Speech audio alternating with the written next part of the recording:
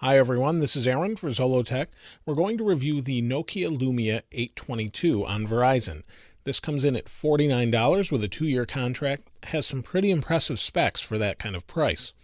The least impressive spec is actually the display. It's 4.3 inches with a resolution of 800 by 480.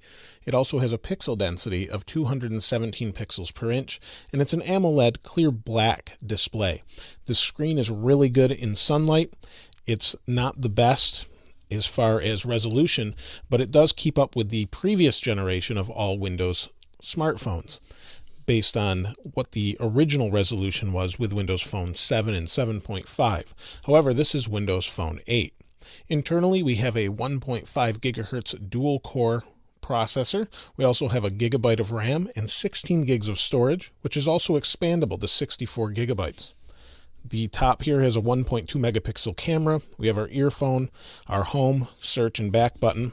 On the bottom, you can see we have our speakers, micro USB, camera button, power, sleep, wake, volume rocker.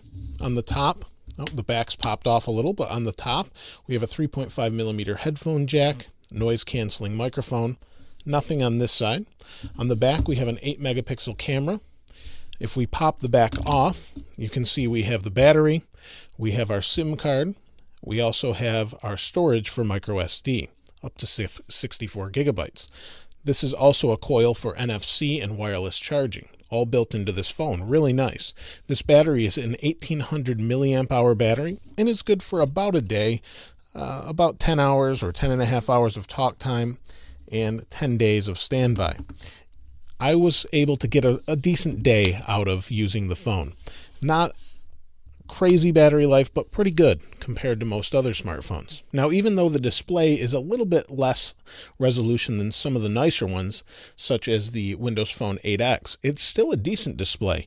The pixel density actually makes the text pretty decent. You can see here's my website, Zollotech. Everything's fluid and responsive. The processor does a really nice job, and it seems to be pretty legible. No problems there. For those of you that are really picky with text, like I said, you might want to look at the Windows Phone 8X. The phone runs Windows Phone 8, like I mentioned. It's really fast and fluid.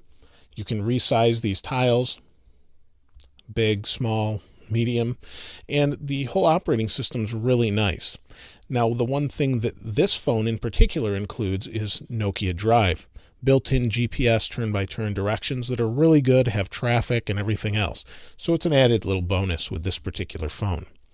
The phone itself is built really well. It feels really solid in the hand, and I actually really like this design. Even though it's a cheaper or less expensive smartphone, I really think it feels high quality, and it just feels assembled really nicely and well, even though it's plastic. If I take a look at the camera here, the camera is decent, but it's not great. If I put my hand behind it here, I'm not sure you can see this, but maybe in the middle, what I find I get is a pink hue or a pinkish hue, purplish color, right in the center of my photos.